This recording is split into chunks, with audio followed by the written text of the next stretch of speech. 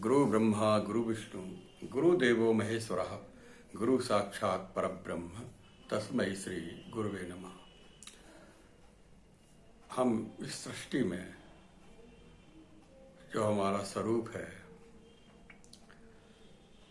ऋतेश ज्ञानम यतस्मुक्ति, ज्ञानम अभेद दर्शनम, अज्ञानम भेद दर्शनम। ज्ञान उसे कहते हैं जो अभेद दृष्टि पैदा करे, हमारे अंदर जो भेद दृष्टि है उसे समाप्त करे, और अज्ञान वह है जो भेद पैदा करता है। लेकिन हम साधना पक्ष में द्वैत से अद्वैत की ओर हम आगे बढ़ते रहते हैं। साधना का स्तर जैसा हमारा बढ़ता है वैसे ही हम आगे बढ़ते हैं। भक्ति की प्रथमतः हम द्वैत भाव से हम भाव पैदा करते हैं।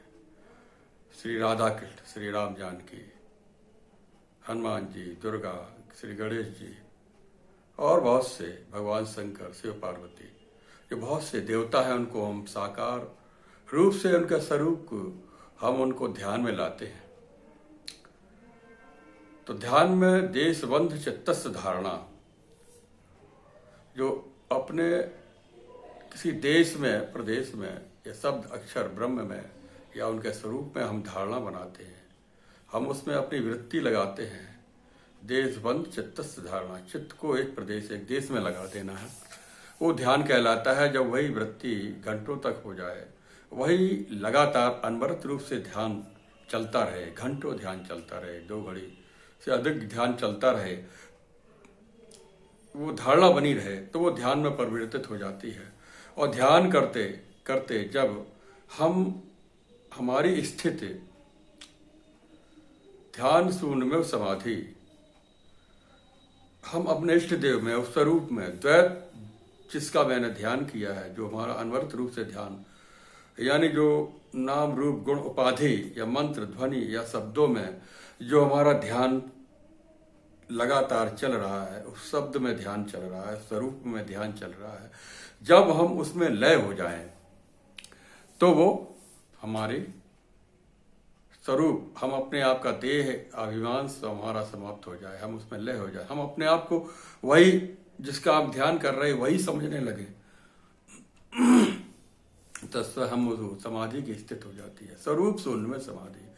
हम उस स्वरूप में इतना लय हो जाएं कि हम अपने नाम रूप गुण उपाधि सबको भूल जाएं कि हमारा क्या नाम है, क्या हमारी उपाधि है, हमारा हम कौन कुल है, क्या हमारा वंश है, क्या हमारी परंपरा, कौन हम जात, विभिन्न प्रकार के हम किस पद पर हैं।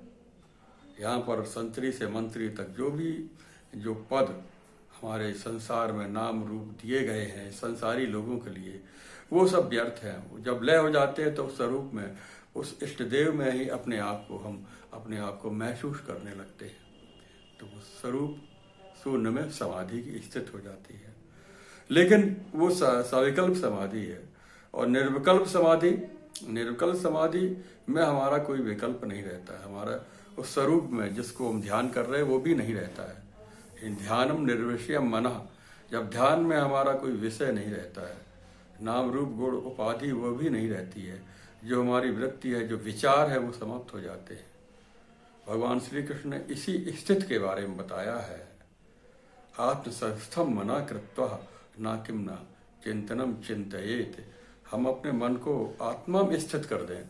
जब हमारा मन आत्मा में स्थित हो जाएगा तो हम अपने स्वरूप को भूल जाएंगे, हम अपने आप को भूल जाएंगे, वही हमारी नाम रूप गुण उपाधि वो समाप्त हो जाती है।